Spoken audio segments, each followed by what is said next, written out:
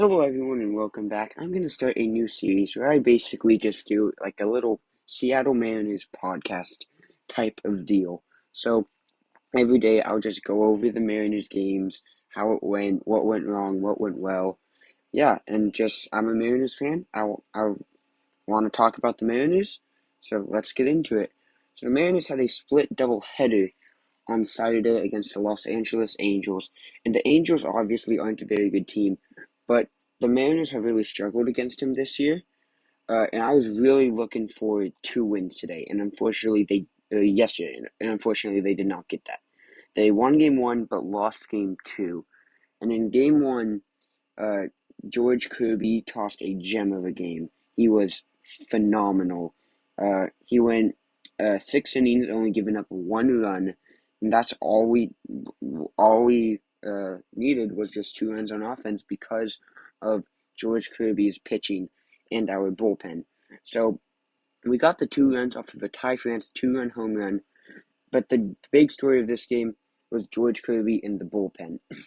Kirby is now 3-3 on the season with a 3.40 ERA, and Eric Swanson gets his third save of the year.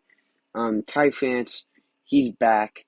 He is back to doing what he did before his injury. He's hitting bombs. He's really carrying this offense, and he puts up the only 2 runs we had all game, and it's all we needed because of the pitching staff. If you look at the box score, the Mariners offense really struggled in this one.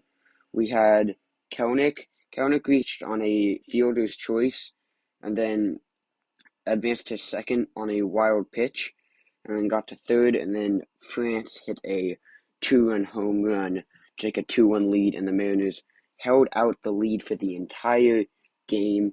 So game one, they win it 2-1, completely because of George Kirby. He was phenomenal. But now if we move on to game two, this one was a struggle. Mariners really struggled offensively in this game, and Chris Flexen really was not good. He gave up 5 runs through 6 innings. The only run the Mariners got all game was a Luis Torrens homer, his first on the year. But Reed Detmers was unbelievable yesterday. Last night, he was phenomenal. The Mariners just couldn't get anything going against him. But the big storyline for this game was Mitch Haniger made his return. He had played only 9 games before this one. He went 1 for 3. He walked. He got a double. So since his return, his on base percentage is at .500. He got on base twice out of his 4 at bats, his 4 plate appearances.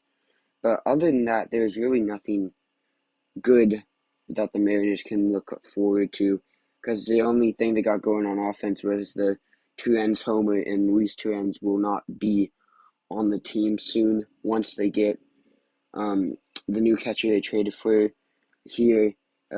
He will become their backup, and Torrens will just either be down to Double-A or be a free agent or whatever happens to him. But overall, yesterday was not a very successful day for the Mariners. Splitting 2 games against the Angels, games that they really should be winning and need to be winning.